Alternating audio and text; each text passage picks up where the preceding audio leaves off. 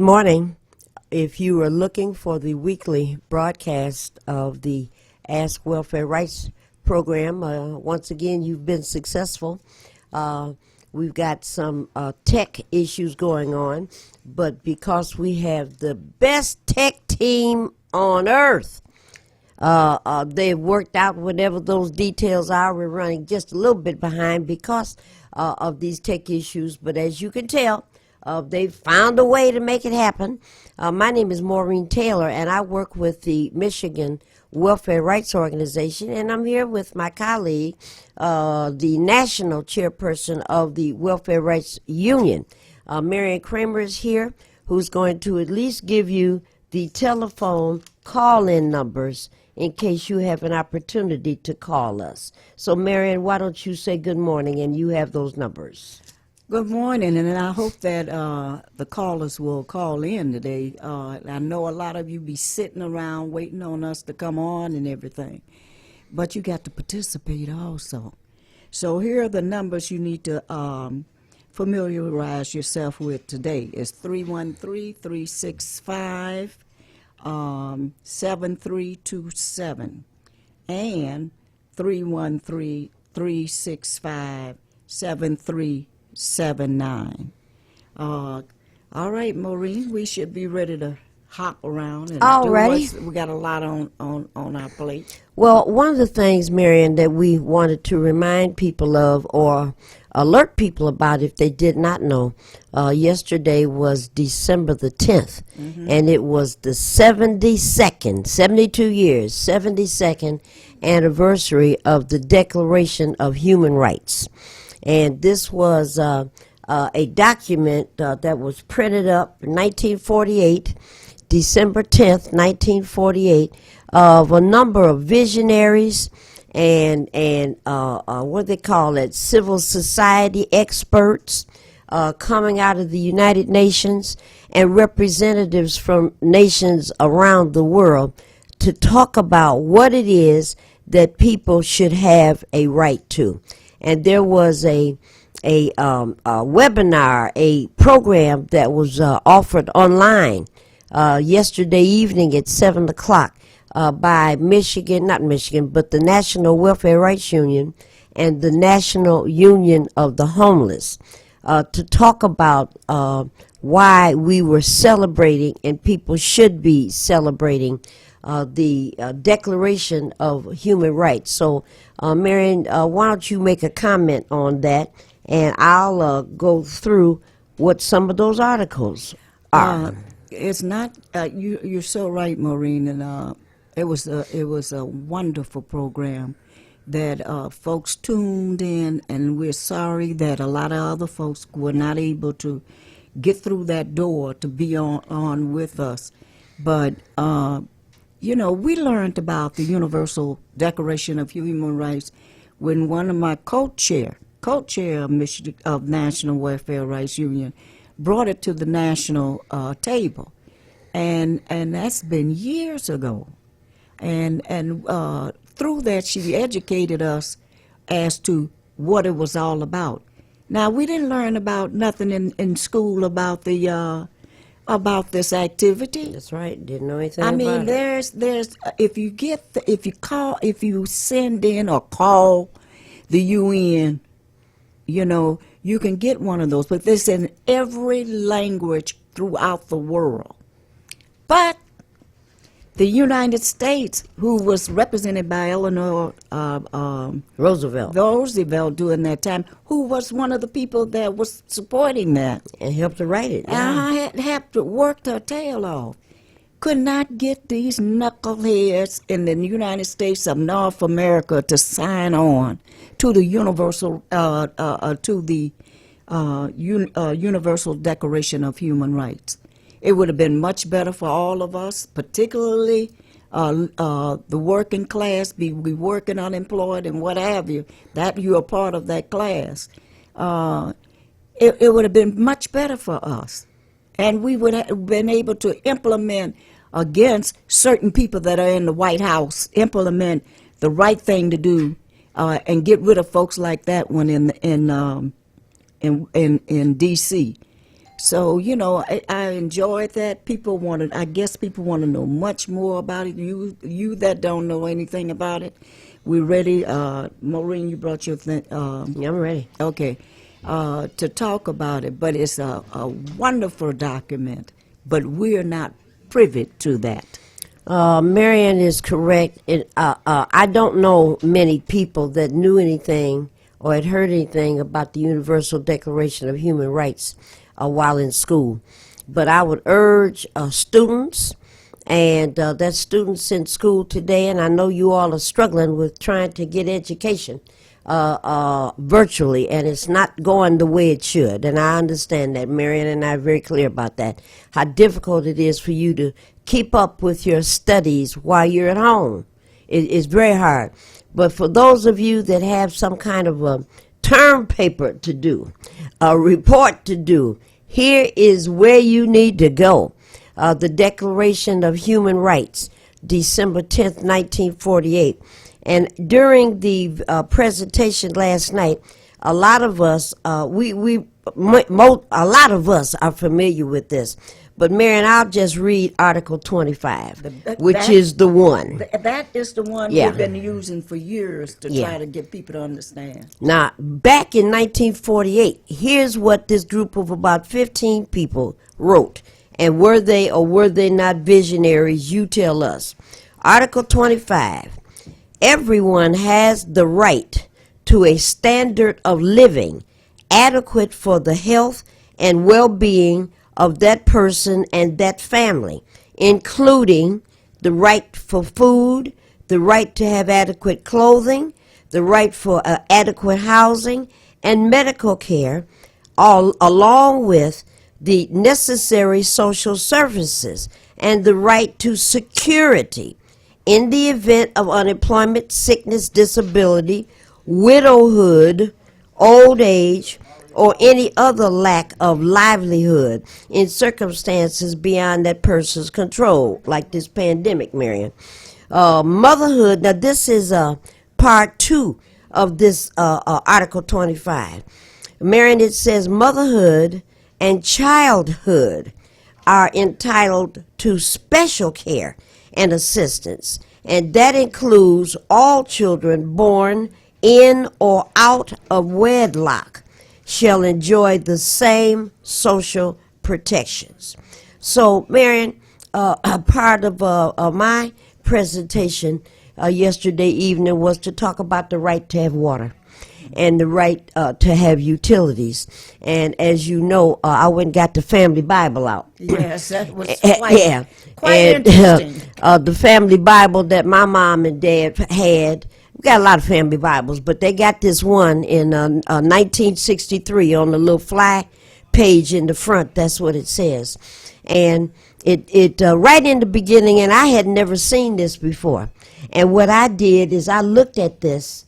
I'm good. I looked at this, and it's a piece in there from Luke 10, chapter 3. And what it says is, I say to you all, if you seek, you will find. If you ask, it will be provided. And if you knock, the door will be opened. And of course, my interpretation, and that was what Jesus said. And my interpretation is that we've been looking, we've been asking, and we've been knocking on the door. And that these things are supposed to be given to us without having to do all that, and that as of this point, jumping through loops, and all of this hard work, and that as of this point, the right for food, clothing, health care, housing, those things are available to us, and we should go and get those things. So necessities, Maureen. necessities, that's what they are. And that's what they are, and that is what the United States, since it has come into being, has not provided for, didn't care. And talk about today, I know. this pandemic, and what are you seeing? People dying. Because and the fact is, they dying because of the lack, a lot of time, they don't have necessities. And so, here we have a law that was passed in the UN, United States, United Nations. What I said, United States. And the United States says, as of now, still has not signed on to that. But they want to talk about other countries and how bad they are. This is one of the worst countries in the world. And because people have the right to all that, and still cannot make it to the next step these days because it made me mad the other day when I heard another person had passed away, and they didn't even have insurance neither, and all they doing is getting to the point now. You feel like you're looking on the TV and look like they're going to probably be building they probably have a lot of ditches to just throw people in it. You've seen that before, and you never thought that would come here. Mass graves, yeah. You never thought that, but Yeah. we knew that they were doing it to the homeless long time ago. So the National Welfare Rights Union and the Homeless Union and all our welfare rights organizations and what have you throughout the nation, we're going to continue to fight for the universal rights here in this country.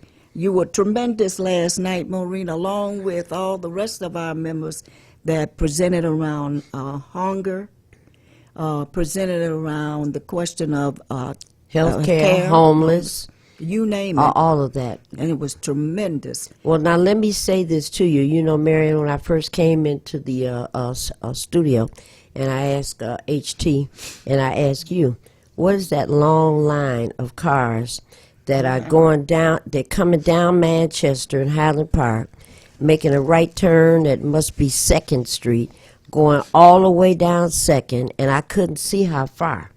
And as I'm coming east on Manchester, and I got to Manchester and Woodward, and I looked left, and the cars were going around maybe 3 blocks and coming down Woodward Avenue. And I asked you, what is that? And what did you think it was, Marion? People lining up for food. In America, trying to get food baskets because they don't have enough money to eat. That should not be happening. Oh, my God. Look, we can build houses and it's not just happening here. No, we can build houses in less than 45 minutes given, and it's less than that now. And what does that mean, Mary? Explain that, because means people won't know what you're talking about. Technology. I know my father was a carpenter and everything else, but we have enough technology to build houses, transportation, and everything else to serve what is needed in this country and throughout the world. And let me just go a little further. Hold on just a moment, Marion, and you continue. You and I have knowledge of these modular homes that we've seen built. You remember, a number of years ago, we were trying to get these Canadians, having conversations with them, to come over here, or we go over there, and they show us their factory. They were very open in terms of building modular homes, and that means like sections. They build the dining room, and then they build the front room, and they connect it, and then they build the next room and connect it. And we've seen that these houses can be done in 45 minutes, and that was a long time ago, and I think you're right. They probably do it faster now. Oh, it's much faster now. Because, but yet and still we have the number of homelessness increasing daily. And here we are now Daily. with this pandemic, and you and I talk about this question of what's going to happen the first week in January if the elected officials in Washington don't pass some kind of a moratorium or eviction protection law. And 31 million, I listened to it on the way here, 31 million people are in danger of being kicked out of their homes. And Marion, once again, and please say something about this, I hear it all the time. I've mentioned it to people. You need to call one of those numbers we've been talking about all this time to get some help with your back utilities, your back water, and we'll talk about water in a minute, your back rent. You need some help. Get some help. Get some help. We say it over and over again. And what do people say, Marion? That wouldn't happen. That wouldn't happen to me. That's not gonna happen. So I'm not sick. The virus is a fraud, and I'm sitting up in the hospital bed, 2 inches away from the ventilator. I can't breathe. I'm fighting for a breath. This is a hoax. A hoax. This is a publicity stunt. So, Marion, please say something, especially to those people that are talking about the government wouldn't let me be homeless. Would you please speak to him, Marion? Please speak to him. I mean, every day people sit around the TV and listen to the same old nonsense as far as who's supposed to be protecting their interests. And each day, these darn capitalists out here are digging into and trying to make sure that they become the owners of the Great Lakes. People don't understand what that means in the sense, Maureen, when it comes down to water. Water. This sucker that is still in the White House have said it over and over, and that is that this government needs to need to let the Private companies. private companies take over. Like the people that have been taking care of the water, that I look at Highland Park, if we are able to get the necessary funding from their feds, then therefore they could fix any cracks and stuff that have lasted for years to get this water out. Now, what do you mean, Mary? Cracks? What are you I'm talking about pipes that have been here for since the beginning of Highland Park almost. Same thing in Detroit. There's money. They could fix those as well as begin to lay the foundation for more jobs for folks. No, but that is not the order of priority on that. The order of priority is to make sure that those that already got everything they need and more that didn't have to stay around the rest of us when the virus started, ran off to their other private homes and stuff like that. They don't have to worry about this type of stuff. But yet and still, we pay for it. We'll talk about that in a few minutes, Maureen, and what we are beginning to experience again here around water. 365-7327, 365-7327, 365-7327. If you want to chime in and say something about what we're talking about this morning, these are the temporary numbers we're using for today. And here comes that, that's not a first call. Okay, 365-7327 or 365-7379, 365-7379. Now, Marion, we heard something from the mayor's office just the other day, and what the mayor said was that effective immediately, we're going to not have any water shutoffs, and that would be in Detroit, effective immediately, and no water shutoffs right through 2022. So we still in 20. So we talking about all of 2021 and all of 2022. And Marion, that represents a tremendous victory for the numbers of community groups that have been fighting this. So Marion, comment a little bit about this extended moratorium on water protections. Maureen, they could have done that a long time ago. When we first went around the table and welfare rights to present to the city council the problems that our office was experiencing with people coming in there needing help with water, and had been off for years. Some people had waters off for the longest, but they were afraid to say anything because of their kids being snatched. It was various things they were keeping in secret because they wanted to keep their families together. We could have got rid of this crisis long time ago. And say something about what do you mean, because there may be some people that are not aware, folks afraid to admit that their water's been shut off. and the threat that means to their children. So say something about what and that I is. wonder, and I'm glad that Detroit has had the ability to open up the door to talk about not shutting the water off and stuff like that. But I want you to know there's been feet on the ground, and we have gone to jail and everywhere to try to make sure that people's water are not shut off. That's a basic human rights. And say something about kids being taken away, because people don't remember that. Yeah, that's right. We got a new set of folks right now, and that is that people wanted to argue. I remember when we first introduced that, people wanted to say, "Oh no, they can't do that." We have gone to and had to fight many times to get children placed back with their families. And people should know. And they, when they hear that, they don't think that the welfare department can do that until they slapped in the face with their kids being taken from their home. I mean, it is a criminal. I mean, it's terrible when they have to live through something like that. And what you're talking about is that it is a law, a resolution that's on the books that the protective services, if they discover that you do not have running water at your residence, it is considered that your house is unlivable. That's right. And you can't have children.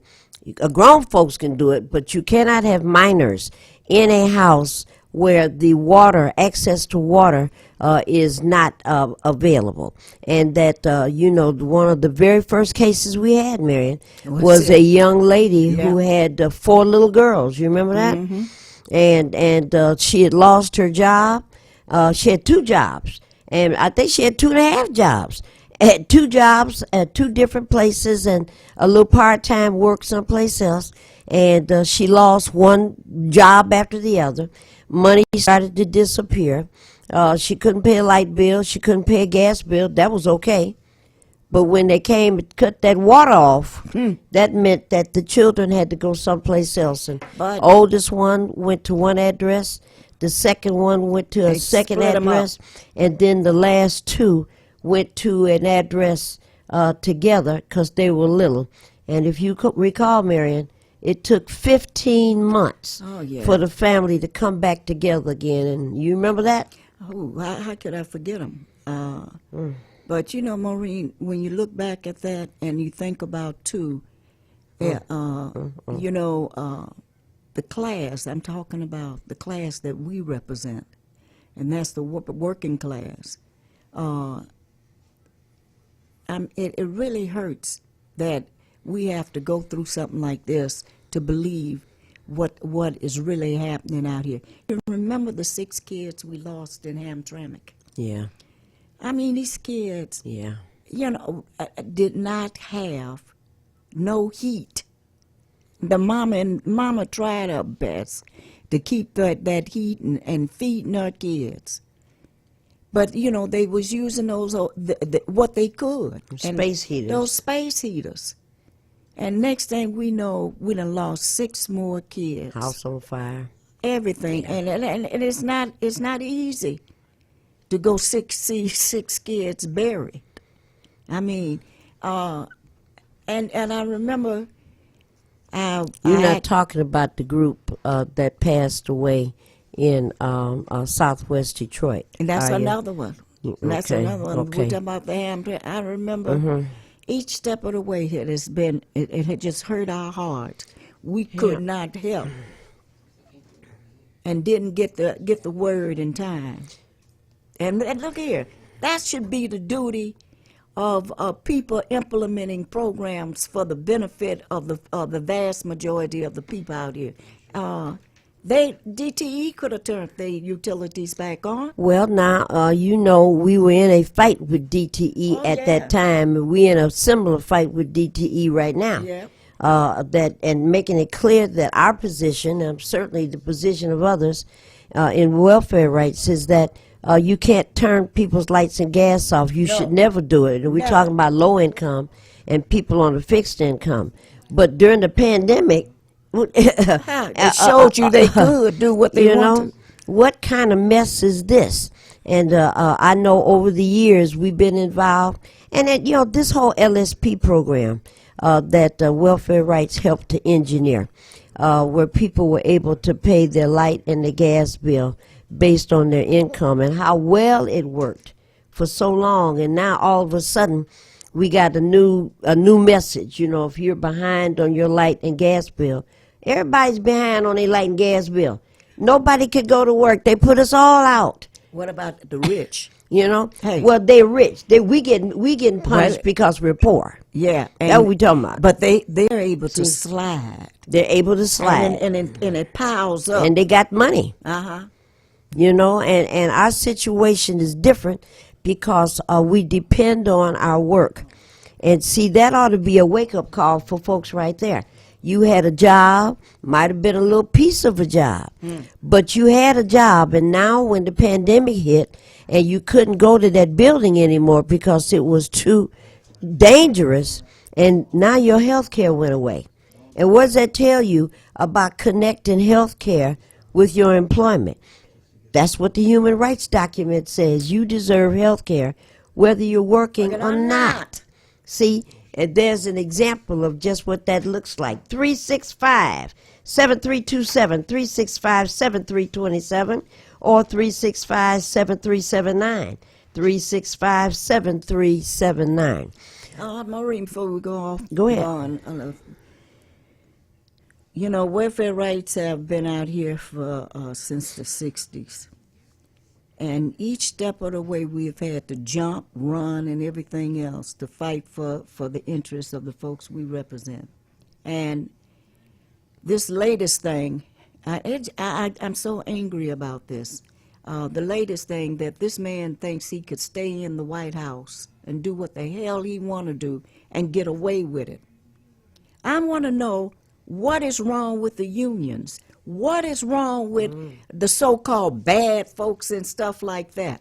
You know, why we have not taken a stand and tell him just like they would do to us, RJ? They wouldn't tell us nothing. They'll come in there and knock the door down and move the whole family and throw our stuff away. Well, they need to do the same thing to him.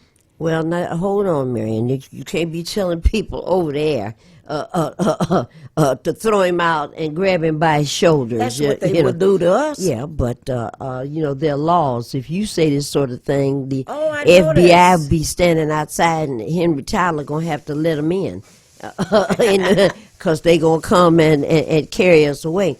But it's clear that this guy is about the business of wrecking whatever little bit of democracy might have been left. He coming to throw even that amount out. And as you saw, we got 106 Republicans that have signed on to the lawsuit. And this is the lawsuit, Marion. I want you to say something about this. We got this lawsuit where it has been filed in Texas, where the people in Texas are saying they want the vote overturned in Arizona, Alabama, Wisconsin, and Michigan. The people in Texas want our vote turned over because they said they're being harmed because we didn't vote for Trump. And the person the lead attorney that filed the case is being investigated for two criminal felony charges. The guy that filed the case. Mm-hmm. And then I want you to say something about drip drop Giuliani. Drip drop down the face. You know, say something about the drip drop. You know, but you know, we have all of these things. 106 Republicans signed on to support the president. 16 or 17 attorneys general in different states said, "Yeah, we want an investigation."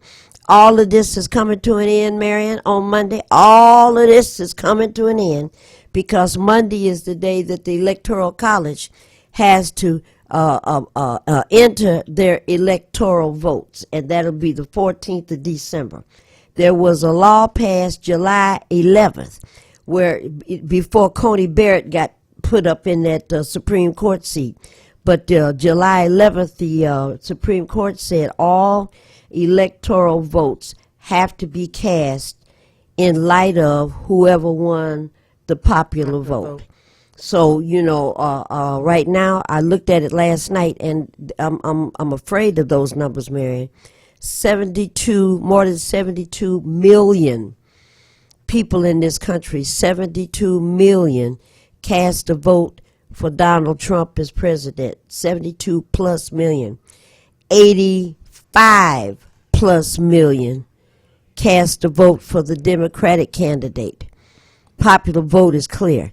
But Marion, we got all these demonstrations going around, and somebody went to the Secretary of State's house the other day and picketed on her front porch and in front of her house with assault rifles, Marion. If we did that, we would be right to carry. Honey, they would have us in jail so quick if we walked the street with a gun like that. Well, I mean, that's criminal. Right to carry. That is wrong. And they had, what's this young man's name? I've forgotten his name, the 23-year-old that was going home With the sandwich, and the police said that he was waving a gun, and I guess he got to his porch, and somebody and was opening the door. That's what happened. He got to the porch and unlocked the door, and police following him, and he trying to get in the house. I don't have a gun, I have a sandwich. And as he opened his door, the officer involved shot him multiple times in the back, and he fell into the house. And the people in the house are screaming and calling for mama, come home. They just shot, I've forgotten the kid's name. And the reason I forgot his name, HT and Marion, is because there's so many of these. There's so many. I can't keep up. There's so many of these. And of course now we've got an investigation that's coming. Yes, we do. And we're going to, the policemen didn't have on the body cam because they're not required in this state. Now, I don't even remember the details because there's so freaking many. I can't keep up with it. And this one was 23 years of age. And so here we got these folks lining up on the Jocelyn Benson on her porch in front of her house. Yeah. The reason you made me think of this young man is because he had a permit to carry a gun. Yeah. So if he had a gun in his car, Yeah. and if he had been hanging out the window with it, he had the right to do it. He had a permit. Doesn't matter. Philando Castile sitting in the car with his girlfriend and the baby. Police showing up, I have a gun, officer, and I have a permit, and I'd like to show you the permit. Boom, boom, boom. Uh-huh. Welcome to America. Mary, let's go back to this water situation. Yeah, let's. Yeah. I tell you, a slow death. We got a slow death going on around here. Now, Duggan has announced that there will be no water shutoffs at the homes of people that can't afford to pay for that. And he said, Maureen. Mhm. And he said. And on TV, and I was so happy to hear that. good news. But then he came back and he said, remember, I did this. Well, I said, oh, my God. yes, he did do this, but I don't know what. I think we might be referring to something else that he did. Yeah. You know? I said, what? But then also, Marion, and speak on this, he's talking about throughout 2021, 2022, and the reason he said it that way, and then followed it up by saying, and we have to find a permanent solution so there hear will that? not be Yeah. any more water shutoffs. Yeah. Now, what's the difference, Marion, between assistance and affordability? Tell him. All right, he's still talking about assistance. Okay, so money. What was it? $3 million was provided, I guess, through the governor. She come up with some more money, and $3 million was awarded to Wayne Metro. And Wayne Metro, 388-9799, Wayne Metro, 388-9799. And there's money there to assist people with leaking anything got to do with water, all of those kinds of things. So when the mayor is talking about a permanent solution to this, we're talking about affordability. So assistance means Henry Tyler writes a check for $3 million and puts it in the bank. And we can use that $3 million to pay for delinquent water bills and leaks in the basement, that the devilish leak in the basement is always the same thing. Or the leak in the Pipes, toilet. leaking in the toilet. That's a lot of water. Basements backing up. I heard you say you got a problem. You have to call Wayne Metro. You know what to do. All right, so there's money available there, but what happens is when the money runs out, then, and we have to go do something else.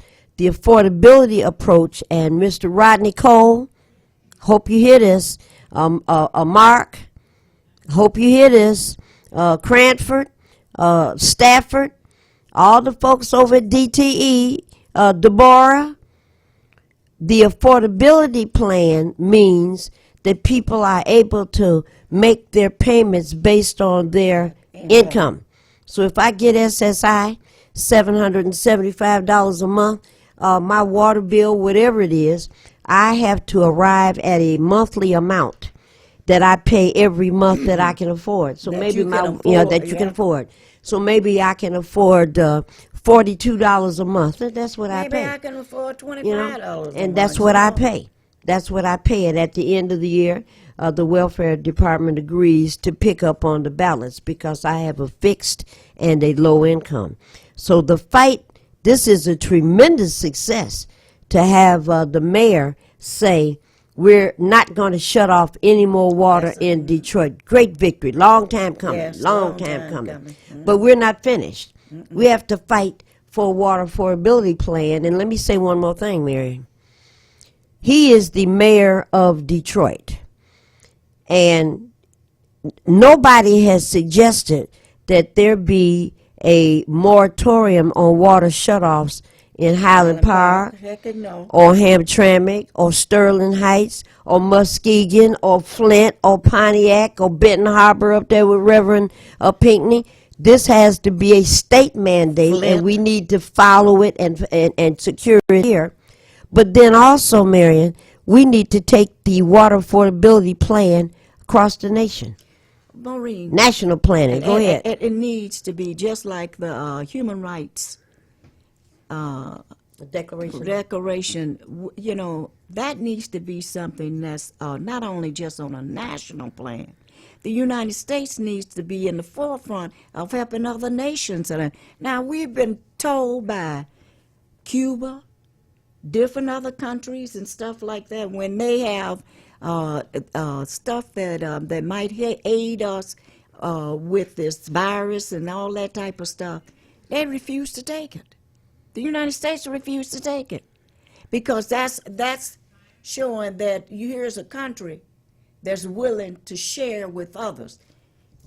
The United States said no. We could have been beating this sucker up against the wall a long time ago. Well, this is the description. This is the nature of capitalism. And that's them. This is the nature of capitalism. Now, I talked with Sochi yesterday. Yes. Sochi's going to Cuba in about 3 or 4 weeks, and she's going to stay there for about 3 weeks. Says she wants to go there and visit some of her medical school friends, some of her doctor friends. And you just made me think about that. One of my favorite leaders in the world is the Prime Minister of New Zealand. And Jacinda Ardern, Ardern. I love that girl. Boy, that's She's bad sister. Mm-hmm. And some smart, stupid remark that the president, number 45, sent her a text message, a tweet, or some dumb thing, and said, talking about New Zealand and how they're dealing with unemployment and how they're dealing with the pandemic and they need to open up their country and all this kind of stuff. Something stupid. His remarks were not solicited. Nobody asked him to say nothing. So he sent her that kind of message. And sister girl, I guess she got one of these kind of phones. She sent that Negro a message back. And she said, shut up. We talking about what we doing in New Zealand. You got more people infected with the virus in the White House than we have in all of our country. We got 8 people got the virus in all of New Zealand, all of New Zealand. You got 48 in the White House. You know, Marion keeps trying to tell me that I'm talking too loud. Yeah, my ears. I know, but what you do, Marion, is you take this off of one of your ears, and then I sound just perfectly. See, yeah. Before I send you, You know, before I send you I'm to the White listening to House. what Henry Tyler says. That's what I'm gonna do. So I'm listening over here. All right. you So blowing our yeah. ears. Yeah. Now take one of them off your ear, and then you can still hear me. And you see? No. See? Yeah. Okay. Well, whatever. That's why I'm listening to HT. That's what I'm gonna do. All right. So, she is just such a wonderful woman, and there are others. The premier of Hong Kong is a lady, and they're getting their numbers down. But this Jacinda, you know, I've told this story several times. What time is it? We're down to our last 10 minutes or so. Where when Jacinda Ardern, you know, New Zealand is on the opposite side of the world. So when they're coming out of their winter, we're just going into our winter. So they're already out. And once she was clear a year ago, back in March and April, what was happening with this pandemic, what she did was she made a call. Anybody who is a citizen of New Zealand on vacation someplace else in the world, get to the airport within 48 hours. You're coming home. Your visit is over. And if you're in this country and you live someplace else, you got the same 48 hours to get to the airport. Your visit is over. And I'll take care of, this is her talking, I'll take care of whatever the flight cost is. You know, you got to go if you're not from here, and you got to come home if you are from here. And that took however long it But did. that didn't happen here. You know, and what she did is she put an ad, you know, that was one of her first things. She put an ad in the papers. And she said, get that ad and cut that ad out and take it to Farmer Jack, Kroger's, what's the name of that chain you all got down south, Piggly Wiggly, whatever store. You remember that? I remember Piggly Wiggly, A&P, whatever y'all got working. Take that receipt or that coupon to the store, and Marion, you from New Zealand, you can buy whatever you want. Isn't that something? Whatever you want, okay? And you know, maybe you wouldn't got shrimp and crab and lobster and all of that for you and your family. You spent $800.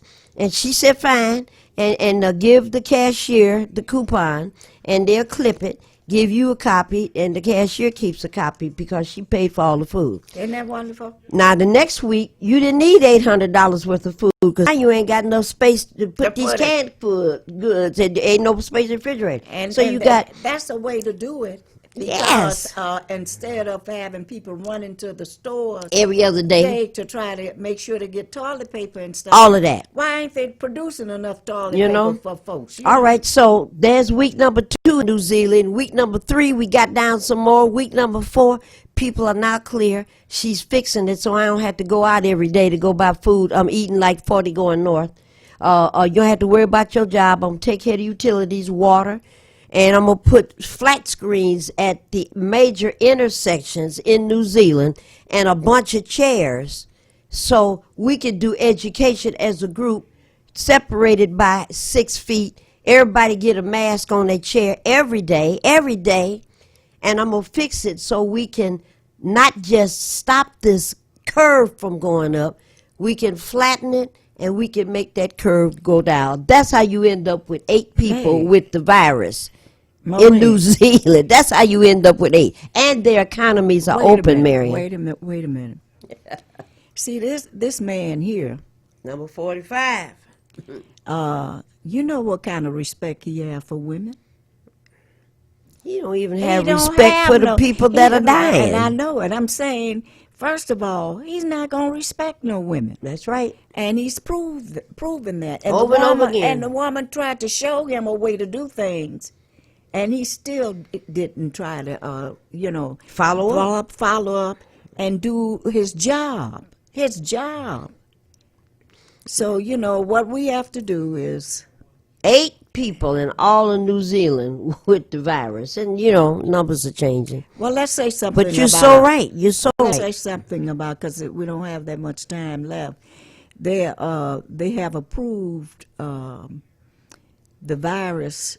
Not the virus. They have approved the vaccine for the virus for several different hospitals here in Michigan. Beaumont, Henry Ford, and Yeah. Providence. They call it Ascension now.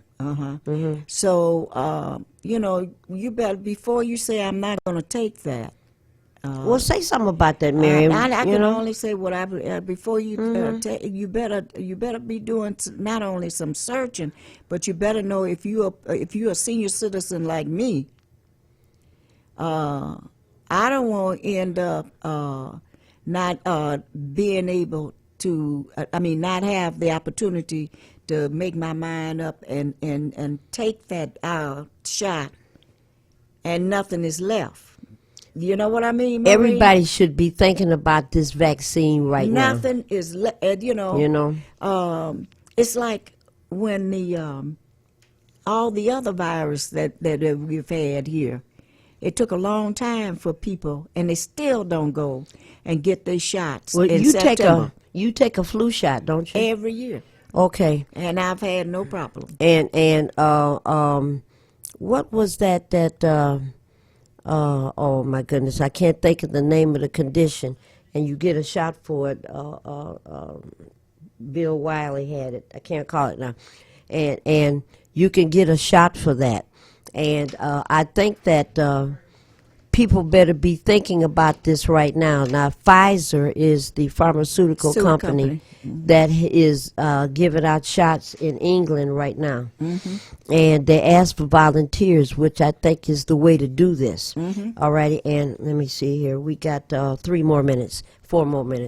The seniors, the elderly, and the retirees in their 80s and 90s are the ones that are getting the shots now. And it's the same vaccine that is going to come here. Yeah, And I know people are saying the Tuskegee activity. we remember all of that.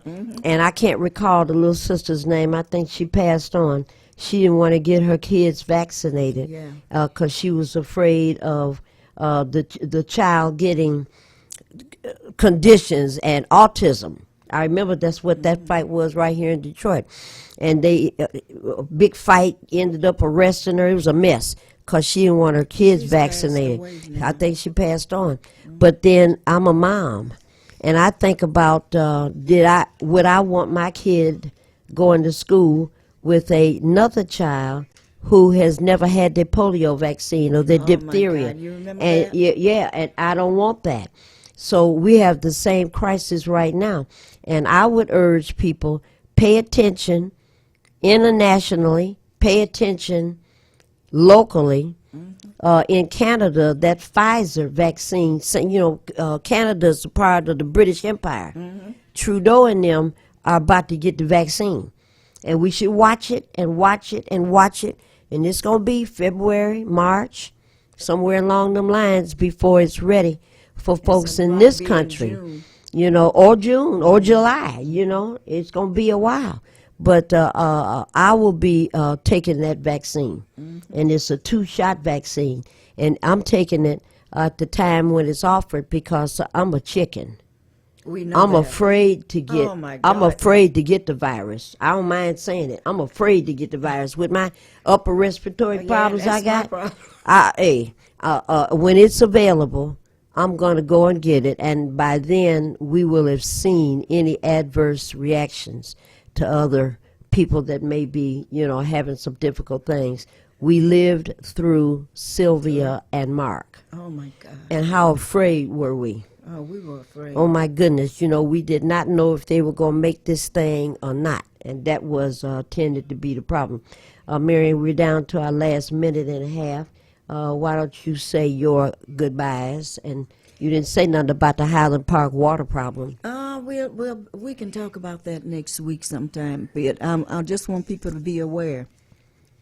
We didn't hear nothing from City Council, nor from the Treasury Department or nothing like that. But they got some new stuff for us.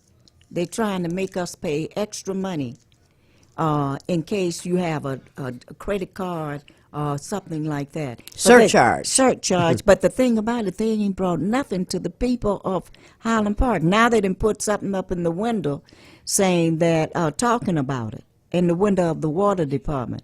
But you know what, we felt like, a few of us that got together, it's going to be more than that. It's going to be more than that $3 they want to charge. $3, it's almost $4 they want to charge. But it's going to be like a two-charge thing because they're going back and getting another opportunity to increase the payment and stuff like that. We're not going to take that, Maureen, because you can fool some of the people some of the time, but you can't fool them all the time. We'll know. talk about that next week. I don't know. Lately here, I think you can fool the people all the time. We got 72 you got million that people to right. get food every day, and 10 times on the weekends. Then get food day and night. We're coming to the end of our broadcast, and I'll be down at Welfare Rights for a few hours today once we leave here. So if there's information you didn't get, phone numbers you need, call down to the Welfare Rights Office, 313-964-0618, 964-0618. We'll be back next Friday, Lord willing, and the creek don't rise, and that'll be on the 18th. But I need to just say, Mr. Tyler, after that, we'll be gone for 2 weeks straight. And that's because Christmas is on a Friday, and New Year's is on a Friday. So for 2 weeks, we'll be gone. So if you need us for something, you better keep that welfare rights number, because all of this good information is going to be on hold for about a couple of weeks. My name is Maureen Taylor. I work with the Michigan Welfare Rights Organization, and so grateful that you were able to listen to some information that we hope will help you out. Lord willing, the creek don't rise. Marion and I will be back next Friday, and until then, goodbye.